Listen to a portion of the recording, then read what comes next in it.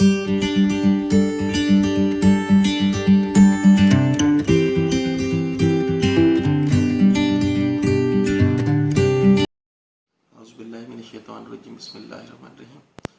Students, मैं sir Bilal. यहाँ पर आज जो है मैं इन रिटन फॉर्म में आपके सामने अकाउंटिंग की बेसिक कॉन्सेप्ट्स जो हैं इसको क्लियर करूँगा, और आप भी ऐसा कीजिएगा कि उसको अपने पास रजिस्टर पे नोट कर लीजिएगा, ताकि आप के लिए इसको समझने में आसानी हो जाए। तो हम अपने कॉन्सेप्ट्स की तरफ चलते हैं। ये बड़े इंपॉर्टेंट कॉन्सेप्ट्स होते हैं, इनको आप समझेंगे तभी आप अच्छे अंदाज में अकाउंटिंग कर सकेंगे। ठीक है।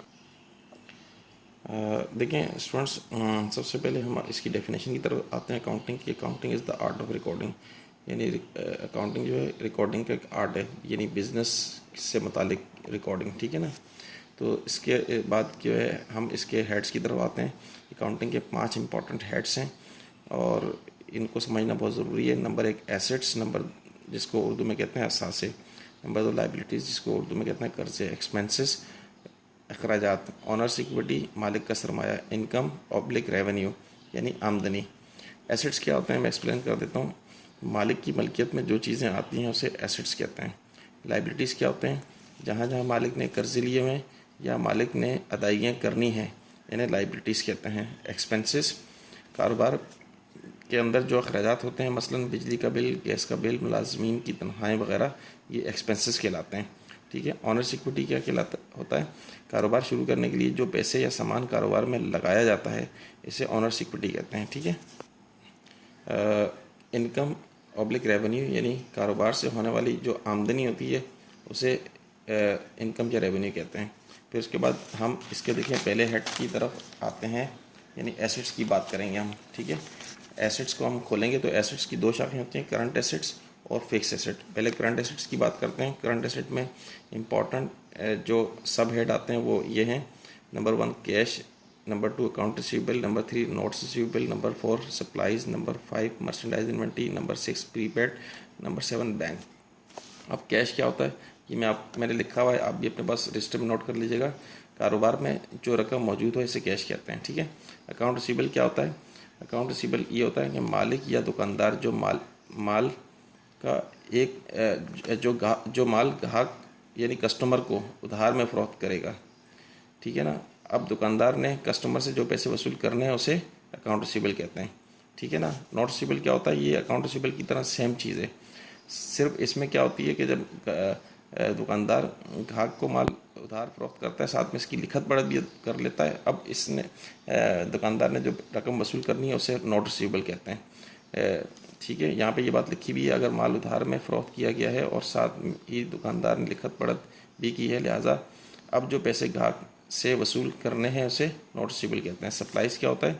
सप्लाईज से मुराद स्टेशनरी का तमाम सामान होता है, जैसे पेंसिल, रबड़, शार्पनर, मार्कर वगैरह वगैरह। कारोबार में इस्तेमाल होने वाली तमाम स्टेशनरी का सामान सप्लाईज कहलाता है। मर्चेंडाइज इन्वेंट्री बड़ी इंपॉर्टेंट चीज़ होती है कारोबार में, यानी जो माल हम फ़रोख्त करने के लिए बैठे हुए हैं उसे मर्चेंडाइज इन्वेंट्री कहते हैं। जो यहाँ पे ये बात लिखी भी है, जो माल हम फ़रोख्त करते हैं या करने के लिए बैठे हुए हैं मर्चेंडाइज इन्वेंट्री कहलाता है। यानी फॉर एग्जांपल अगर हमारी जूते की दुकान है तो जूते हमारे लिए मर्चेंडाइज इन्वेंट्री होंगे, अगर हमारी मिठाई की दुकान है तो मिठाई हमारे लिए मर्चेंडाइज इन्वेंट्री होगी। ठीक है। प्रीपेड ऐसे अखराजात जिनके लिए रकम एडवांस में जमा करा दी जाए, इसे प्रीपेड कहते हैं। ठीक है ना। जैसे फॉर एग्जांपल रेंट आपने एडवांस में दे दिया तो प्रीपेड रेंट कहलाएगा। आपने मजदूरों से भी काम लिया ही नहीं और उनको सैलरी आपने एडवांस में दे दी तो प्रीपेड सैलरी कहलाएगा।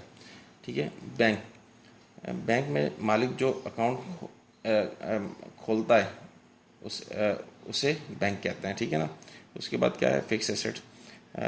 मैंने एसेट्स की बात की थी। एसेट्स की 2 शाखाएं होती हैं, करंट एसेट और फिक्स एसेट। अब फिक्स एसेट की बात करते हैं, जो चीज़ें यानी 1 साल बाद या चंद सालों बाद तब्दील हों वो फिक्स एसेट कहलाते हैं। जैसे फॉर एग्जांपल फिक्स एसेट में क्या क्या आता है? Land, building, vehicle, furniture, equipment, goodwill, machine. अब लैंड क्या होता है? कारोबार शख्स के पास कारोबार से मुतालिक जो ज़मीनें होंगी उसे लैंड कहते हैं। बिल्डिंग क्या होती है? ऐसी इमारत जो कारोबार से मुतालिक हो, जिसमें कारोबार हो रहा हो, उसे बिल्डिंग कहते हैं। व्हीकल क्या होता है? ऐसी गाड़ियाँ जो कारोबार में इस्तेमाल हों, यानी फॉर एग्जांपल माल लाने ले जाने के लिए जो गाड़ियाँ इस्तेमाल होती हैं उसे व्हीकल कहते हैं। फर्नीचर क्या होता है? ऐसा फर्नीचर जो कारोबार में इस्तेमाल हो रहा हो, मसलन अलमारी, कुर्सियाँ, कबर्ड्स वगैरह जो कारोबार में यूज़ हो रही हैं उसे हम फर्नीचर कहते हैं।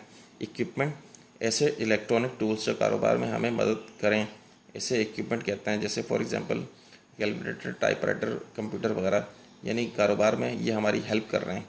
और इलेक्ट्रॉनिक टूल्स भी हैं तो ये हमारे इक्विपमेंट्स हैं। गुडविल, कारोबार का मार्केट में नाम इस कारोबार की गुडविल होता है। जैसे फॉर एग्जांपल अगर हम जो है हमें पेल का फ्रिज चाहिए तो पेल का फ्रिज हमने क्यों मांगा कि पेल की ये गुडविल है, डॉलेंस की गुडविल है, मार्केट में उनका एक नाम है। तो ये गुडविल नाम को कहते हैं किसी भी प्रोडक्ट का जो नाम होता है मार्केट में। मशीन, कारोबार से मुतालिक माल तैयार करने वाली मशीनें, आलात मशीन कहलाती हैं। ठीक है। लाइबिलिटीज़, अब देखें मैंने आपको 5 हेड्स बताए थे। सबसे पहले एसेट्स, फिर लाइबिलिटीज़ बताया था। अब लाइबिलिटीज़ की को हम पढ़ेंगे कि लाइबिलिटीज़ में क्या क्या सब हेड आते हैं। Accounts payable, notes payable, salaries payable को एक और भी नाम दे सकते हैं एक्रूड सैलरी। ठीक है ना। एक्रूड सैलरी की स्पेलिंग थोड़ी इन गलत लिखी हुई है। सैलरीज पेबल इसका दूसरा नाम है एक्रूड सैलरीज और इसका तीसरा नाम है आउटस्टैंडिंग सैलरीज। इनमें से कोई भी नाम पुकारा जा सकता है, यानी सबकी मीनिंग सेम है। इसी तरह रेंट पेबल, एक्रूड रेंट और आउटस्टैंडिंग रेंट। ठीक है ना, कोई भी एक नाम पुकारा जा सकता है तीनों में।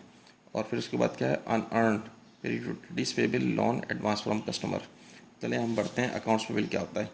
ठीक है ना, मालिक या दुकानदार ने जो उधार माल लिया है, जो इस माल के जो पैसे मालिक या दुकानदार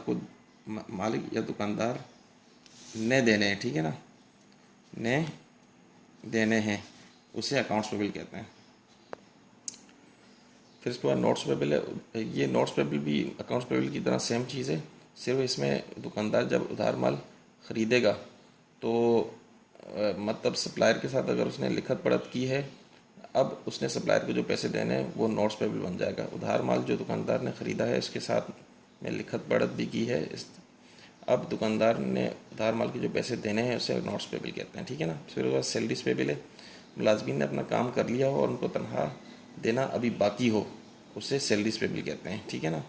फिर उसके बाद रेंट पेबल है। कारोबारी शख्स ने दुकान किराए पर ली और पूरा महीना या साल गुजर गया और कारोबारी शख्स ने किराया नहीं दिया, तो जब तक कारोबारी शख्स किराया नहीं देगा इसे रेंट पेबल कहते हैं। ठीक है ना। फिर उसके बाद क्या है, अनअर्न्ड। अनअर्न्ड ज़रा समझने वाली चीज़ है, यानी इसको कहते हैं कर्जे वाली आमदनी। फॉर एग्ज़ाम्पल ए ने बी को किसी काम के लिए रकम दी, बी जब तक ए का वो काम नहीं करवा देगा बी के लिए वो रकम अनअर्न्ड कहलाती है। ठीक है ना। यानी बी जब वो काम करवा देगा तो वो रकम अर्नड हो जाएगी, यानी इनकम में चली जाएगी लाइबिलिटी से निकल के। ठीक है ना। उसके बाद क्या है, यूटिलिटीज पेबल, बिजली, गैस, फ़ोन, पानी वगैरह के बिल आ जाएं और उनका जमा करवाना बाकी हो, इसे यूटिलिटीज पेबल कहते हैं।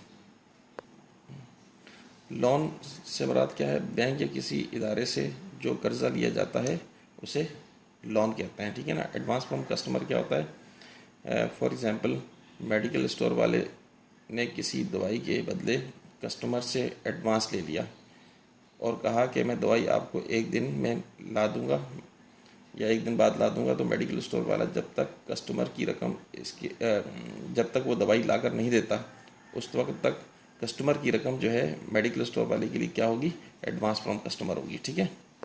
एक्सपेंसेस में कौन कौन से होते हैं, salaries expense, rent expense, repairing expense, supplies expense, utility expense, depreciation expense, bad debt expense, transportation expense और एडवर्टाइजिंग एक्सपेंस। सैलरीज एक्सपेंस क्या होता है, मजदूर ने अपना काम मुकम्मल कर लिया और हमने इसे तनख्वाह भी दे दी तो ये सैलरीज एक्सपेंस कहलाता है। ठीक है ना। रेंट एक्सपेंस क्या होता है, किसी दुकान वगैरह में साल भी गुजर गया और जगह का या दुकान का किराया भी अदा कर दिया गया हो तो इसे रेंट एक्सपेंस कहते हैं। रिपेयरिंग एक्सपेंस से क्या मुराद है, कारोबार में अगर कोई चीज़ ख़राब हो जाए तो उसको ठीक करवाने पर जो खर्चा आता है उसे रिपेयरिंग एक्सपेंस कहते हैं। सप्लाईज एक्सपेंस क्या होता है, स्टेशनरी का सामान जब इस्तेमाल होकर ख़त्म हो जाता है तो वो सप्लाईज एक्सपेंस बन जाता है। ठीक है ना। उसके बाद यूटिलिटीज एक्सपेंस, यानी बिजली, गैस, पानी या फ़ोन का बिल आ भी गया और हमने इसको जमा भी करा दिया तो वो हमारे यूटिलिटीज एक्सपेंस कहलाते हैं। और अगर बिल वगैरह आ जाएँ और उसको जमा कराना बाकी हो तो वो यूटिलिटीज पेबल यानी लाइबिलिटी पे चला जाएगा। ठीक है। डेप्रिसिएशन एक्सपेंस, तमाम फिक्स एसेट के सवाए लैंड के, इन सब की कीमत वक्त गुजरने के साथ कम होती रहती है इस अमल को डेप्रिसिएशन एक्सपेंस कहते हैं, ठीक है ना। बैड डेट एक्सपेंस क्या होता है, जैसे फॉर एग्जांपल ये bad debt expense account receivable पे लगता है। हमने किसी कस्टमर को माल उधार बेचा था और उससे हमने पैसे लेने थे। अब वो कस्टमर जो है उसने पैसे तो ज़्यादातर पैसे तो उसमें दे दिए, मगर हमारी जो रकम वसूल करनी थी उसका कुछ हिस्सा वो नहीं अदा किया और वो कहीं गायब हो गया। तो वो जो अकाउंट रिसीवेबल की रकम हमारी डूबी है वो हमारा बैड डेट एक्सपेंस कहलाता है। इसमें ये बात लिखी हुई है, अकाउंट रिसीवेबल की वो रकम जो कस्टमर खाकर भाग जाए उसे बैड डेट एक्सपेंस कहते हैं। ट्रांसपोर्टेशन एक्सपेंस किसी भी कारोबारी इदारे का माल लाने ले जाने के लिए गाड़ियों पर जो खर्चा आता है उसे ट्रांसपोर्टेशन एक्सपेंस कहते हैं। एडवर्टाइजिंग एक्सपेंस किसी भी कारोबारी इदारे का इश्तेहारात पर जो खर्चा आता है उसे एडवर्टाइजिंग एक्सपेंस कहते हैं, ठीक है ना। करंट एसेट और फिक्स एसेट तो थोड़ा सा मैं आपको क्लियर कर दूं। करंट एसेट की कीमत जो है ना बार बार चेंज होती है, यानी साल में कई दफ़ा चेंज होती है, जबकि फिक्स एसेट की कीमत बार बार चेंज नहीं होती, यानी एक साल के अंदर कम से कम चेंज नहीं होती, ठीक है ना। उसे फिक्स एसेट कहते हैं। ऑन इक्विटी के अंदर क्या चीज़ आती है, कैपिटल और ड्राइंग। अब कैपिटल क्या होता है, बिजनेस में जो पैसा लगाया जाता है उसे कैपिटल कहते हैं, ठीक है ना।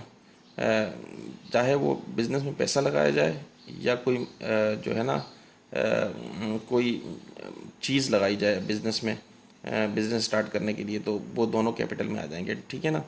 ड्राइंग क्या होता है, बिज़नेस से अगर कोई रकम निकाली जाए या कोई माल निकाला जाए उसे हम क्या कहते हैं, उसे हम ड्राइंग कहते हैं।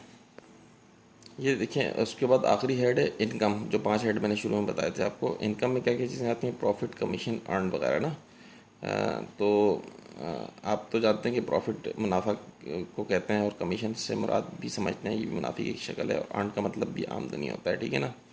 अच्छा, उसके बाद फिर क्या आता है, rules of debit and credit. जब भी एसेट्स एरो ऊपर की जानिब जो शो हो रहा है इसका मतलब बढ़ना, यानी एसेट्स बढ़ रहे हैं, और एरो अगर नीचे की जानिब शो हो रहा है तो इसका मतलब एसेट्स घटना यानी कम हो रहे हैं। एसेट्स जब भी बढ़ते हैं डेबिट होते हैं और एसेट्स जब भी कम होते हैं क्रेडिट होते हैं। लाइबिलिटीज़ जब भी बढ़ती हैं क्रेडिट होती हैं, लाइबिलिटीज़ जब भी कम होती हैं तो डेबिट होती हैं। एक्सपेंस जब भी बढ़ते हैं तो डेबिट होते हैं, एक्सपेंस जब भी घटते हैं तो क्रेडिट होते हैं। ऑन इक्विटी जब भी बढ़ती है तो क्रेडिट होती है, ऑन इक्विटी जब भी घटती है तो डेबिट होती है। इनकम जब भी बढ़ती है तो क्रेडिट होती है, इनकम जब भी घटती है तो डेबिट होती है। अच्छा देखें, ये जो नोट्स हैं ये मेरी एक बहुत अच्छी और पढ़ने वाली स्टूडेंट फरीहा, जो कि सेकेंड ईयर की स्टूडेंट है, उन्होंने तैयार किए हैं, और मैं चाहता हूँ कि आप भी ये जो नोट्स अपने पास इसी तरह जो है तैयार करें और इसको जो है ना बार बार पढ़ते रहें। तो इससे क्या होगा कि आपकी जो अकाउंटिंग के बेसिक कॉन्सेप्ट्स हैं वो क्लियर हो जाएंगे, और इसमें फिर कभी भी आपको अकाउंटिंग में कोई मसला इंशाल्लाह पैदा नहीं होगा। और दूसरा मैं आपको ये बता दूँ कि अगर आपको मेरी ये वीडियो पसंद आती है तो इसको ज़रूर लाइक कीजिएगा और अपने फ्रेंड्स में इसको शेयर कीजिएगा, ताकि ज़्यादा से ज़्यादा लोग इससे मुस्तफ़ीद हो सकें।